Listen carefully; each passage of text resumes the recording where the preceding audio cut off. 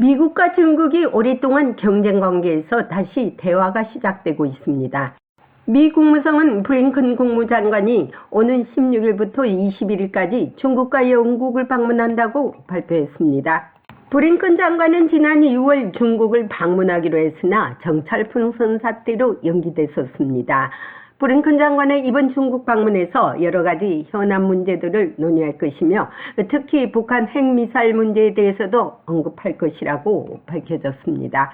오늘 국무성 브리핑에서 미국이 중국에 대한 내정 간섭을 중단해야 한다고 친강 중국 외교부장이 말한 데 대한 본 기자의 질문에 매튜 밀러 대변인은 우리는 방문 중 여러 분야에서 중국의 행동에 대해 우려를 제기할 것으로 매우 기대한다면서 펜타닐 양화 문제와 우크라이나 전쟁에서 중국이 러시아와 동맹을 맺는 것 등 다른 많은 문제들과 같이 우리가 우려하는 이슈와 다양한 문제가 제기될 것으로 예상한다고 말했습니다. 최근 북한 김정은이 푸틴 러시아 대통령에게 북한과 러시아가 전략적으로 더 깊이 협력할 것을 약속했다는 서한을 보낸 데에 대한 본 기자의 질문에는 밀러 대변인은 일반적으로 러시아의 불법적이고 부당한 우크라이나 침공을 지원하기 위해 러시아와 협력하는 모든 국가에 향한 관심을 가질 것이라고 말했습니다. 감사합니다. 한국과 중국에 관한 질문입니다.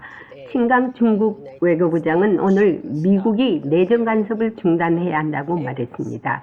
하지만 우리 모두가 알다시피 중국은 한국을 포함한 다른 나라의 내정에도 간섭하고 있습니다. 이에 대한 미국의 반응은 무엇이며 그리고 이번 블링컨 장관이 회담에서 이 문제가 논의될 것입니까?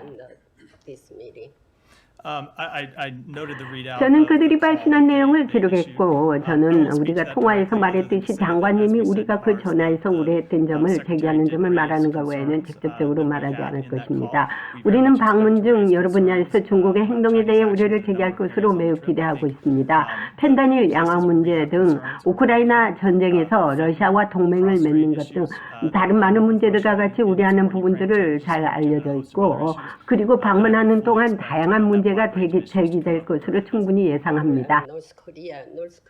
북한에 대한 질문입니다. 북한 김정은은 푸틴 러시아 대통령에게 서한을 보내 러시아와 북한과의 전략적 협력 강화를 약속했습니다. 이것이 한국과 우크라이나 또는 한반도에서 예측할 수 없는 상황으로 이루어질 것을 우려하십니까?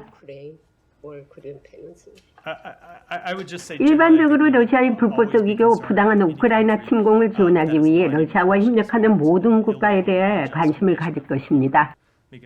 미국과 중국의 외교수장과의 만남이 어떤 결과가 나올지 또는 블링컨 장관이 시진핑 주석을 만나서 미중 간의 갭이 해결될지 미중 간의 대화를 지켜보고 있는 동맹국들의 마음은 신냉전으로 중국, 러시아, 북한의 협력이 깊어지고 있는 이 시점에서 더욱 고심하지 않을 수 없습니다.